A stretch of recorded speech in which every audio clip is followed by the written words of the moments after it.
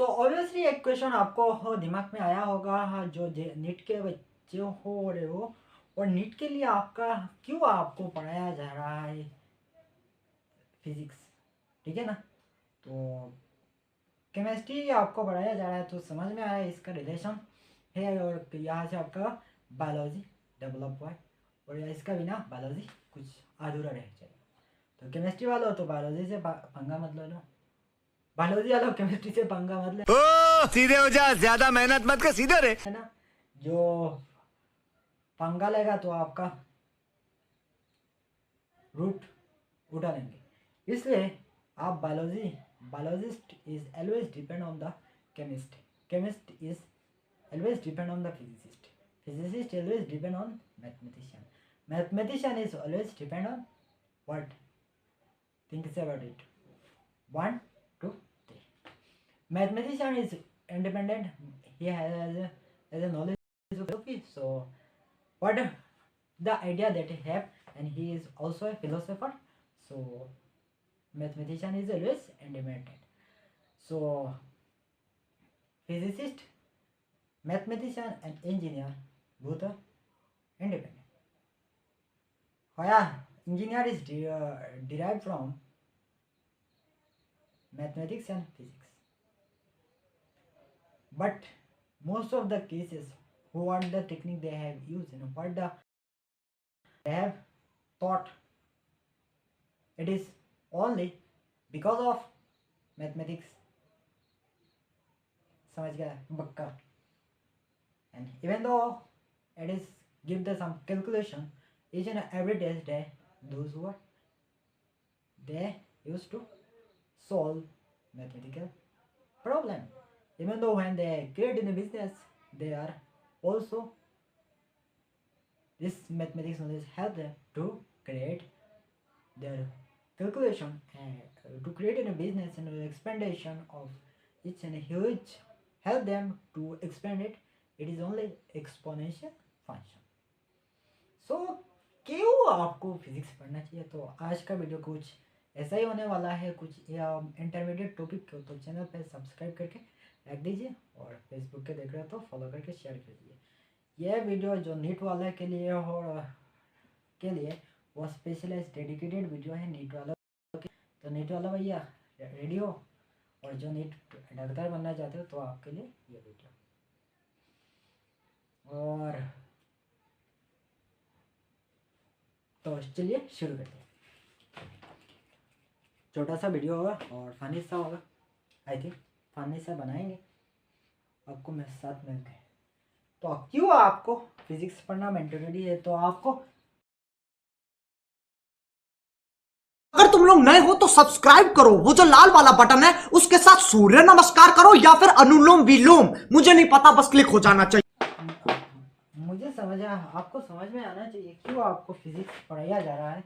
भाई नीट वालों, NEET aspirant are studying physics or taught to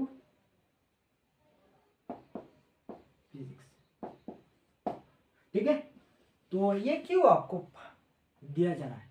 तो इसलिए आपको ये रूट जानना पड़ेगा फिजिक्स। तो जब फिजिक्स की बात करते हैं, फिजिक्स का पहला लेटर क्या है? पी, ठीक। फिजिक्स का पहला लेटर क्या है? पी। पी से आपको क्या आता है? प्रेशर, ठीक है। पी से प्रेशर आता है। अगर जो प्रेशर, तो हमारा ह्यूमन सिस्टम बॉडी जो प्रेशर कब आता है? जब कोई काम कर रहा हो, कोई स्ट्रेस आया है, यहाँ पे स्ट्रेस आया है मैथ्स में। स्ट्रेस क्या होगा? देखिए स्ट्रेस, यहाँ पे बात होता है stress and strain directly related to directly proportional to the strain, ठीक है। ये जो प्रेशर है ना, प्रेशर की वजह से और स्ट्रेस की वजह से जो इंटरनल फंक्शन है हमारा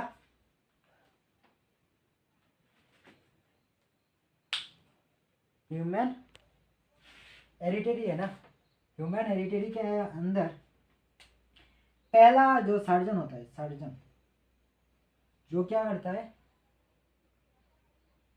सर्जरी करता है, उसको क्या कहते हैं, सर्जन। ठीक है, सर्जन जब वो क्या करेगा, जो अगर कुछ सर्जरी ऑपरेशन करना है उसके लिए आपको यहाँ पे आता है हार्ट। ठीक है, अगर हार्ट आता है और इसका बाद आता है हार्ट, हमारा क्या है, हार्ट। तो यहाँ पे हमारा जब हमारा हार्ट चलता, all activity of our body, ये क्या, हार्ट हमारा कंट्रोल करता है। तो हार्ट का अंदर जब सर्जन कोई ऑपरेशन सर्जरी करने वाला है, तब अगर इसका बीपी एंड ब्लड प्रेशर, अगर ब्लड प्रेशर बैलेंस नहीं हुआ ना, अगर ब्लड प्रेशर बैलेंस नहीं हुआ तो उसका जो इफेक्ट है वो होल बॉडी तक इफेक्ट करेगा। और उसका बाद जहाँ पे ये सर्जरी करेगा उसका बीपी अगर हाई है, तो जब सर्जरी करने वाला है ना, तो जब सर्जरी करेगा वहाँ से ब्लड हाई स्पीड से निकलेगा और यह इतना ब्लड निकल जाएगा जो आदमी पेशेंट टिकना मुश्किल हो जाएगा। तो इसलिए आपको फिजिक्स के बारे में पढ़ना चाहिए। और जो ये कॉन्सेप्ट है ना, स्ट्रेस एंड स्ट्रेन, जितना आपका स्ट्रेस बढ़ जाएगा उतना स्ट्रेन बढ़ जाएगा। स्ट्रेन क्या है, अगर आप इसका कॉन्सेप्ट आपका भी है, जो ये जो स्ट्रेस एंड स्ट्रेन का रिलेशन है ना, उसको आप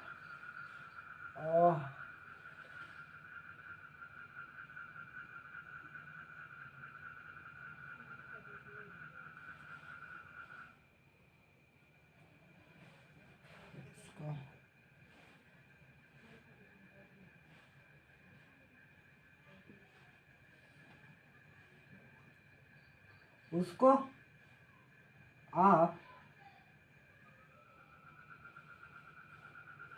औरतों में आप औरतों वालों के लिए बहुत जो हड्डी जुड़ता है, जितना आपका स्ट्रेस हाथ पार्ट टूटेगा उतना ज़्यादा दर्द होगा। स्ट्रेन यहाँ पे दर्द का काम कर रहा है। जितना ज़्यादा से आपका स्ट्रेस लगाओगे ना हाथ पे, यहाँ पे, उतना ज़्यादा दर्द होगा। अगर स्ट्रेस और स्ट्रेन के बारे में कोई नहीं पता है ना, तो फिजिक्स के बारे में नहीं पता, इसका जो बायोलॉजी के अंदर में बायोलॉजी के बैकग्राउंड में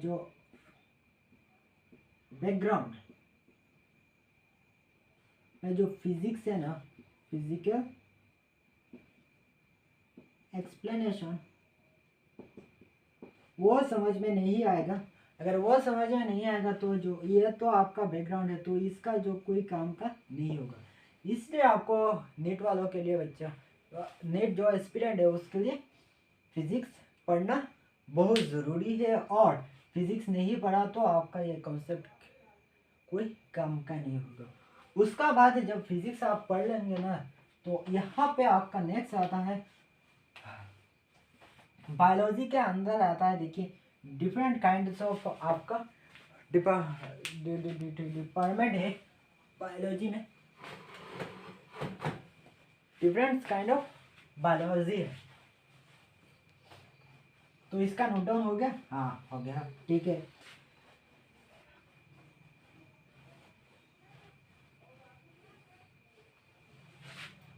डिफरेंट काइंड्स ऑफ, एक है mathematical biology,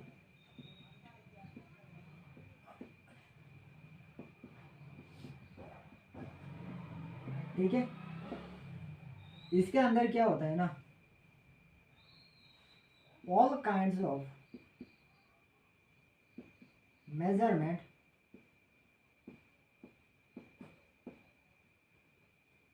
of biological problem is dealt here। जो हमारा जो अगर ट्यूमर है, बेसिक्स एग्जांपल है इसका मैथमेटिकल बायोलॉजी और physical mathematical physics application of mathematical mathematical physics. ठीक है, जो ट्यूमर का जो अगर ट्यूमर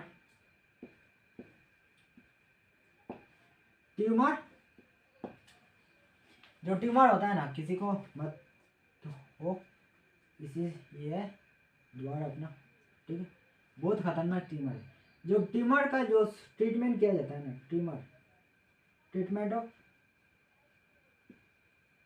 ट्यूमर, इसके लिए आपका जो प्रोसीजर है ना, procedure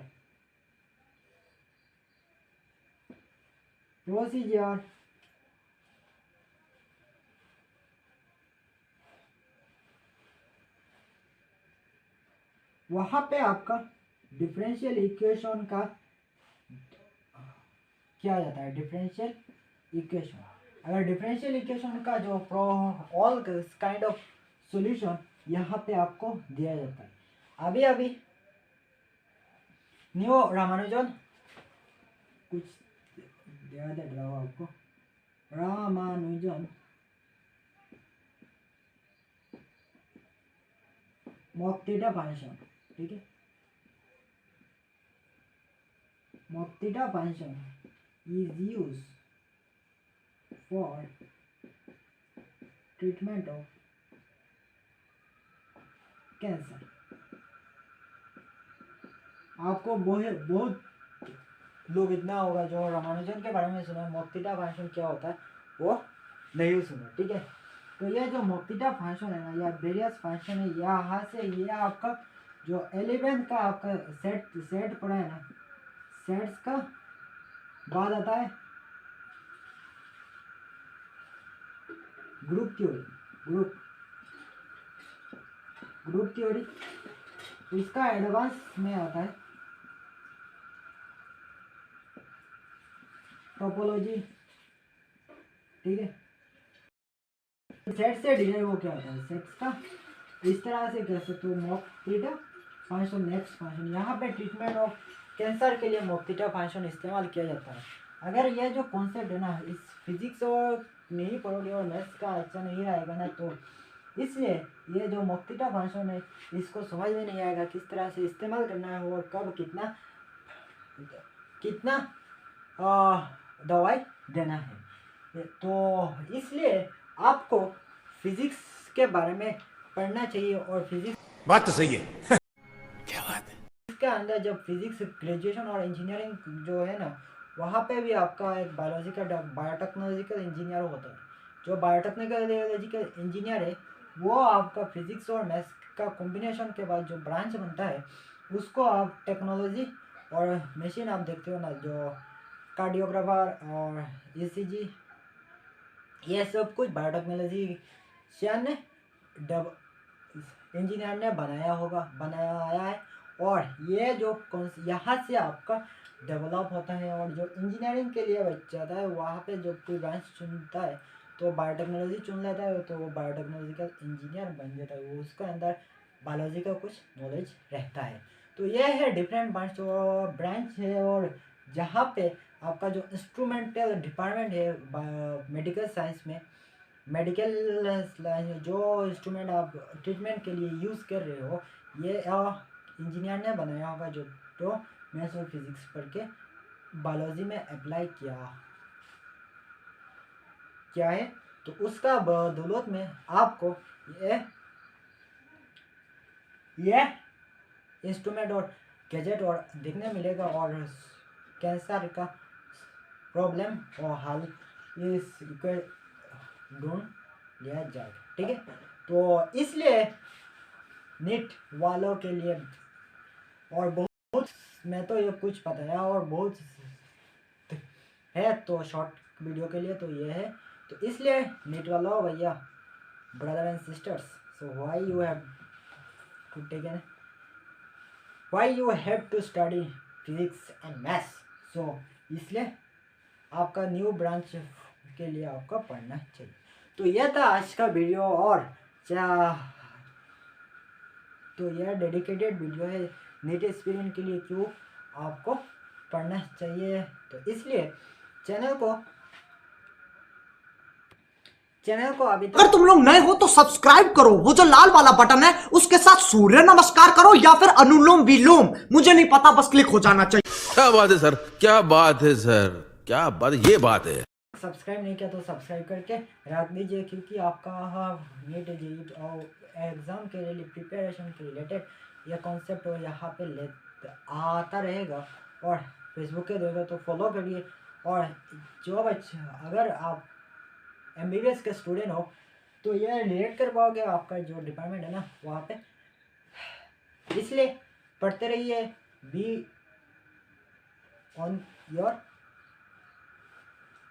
the CEO of your own life. ठीक है, तो मिलते हैं अगली वीडियो में। तो ये स्क्रीनशॉट मार लीजिए।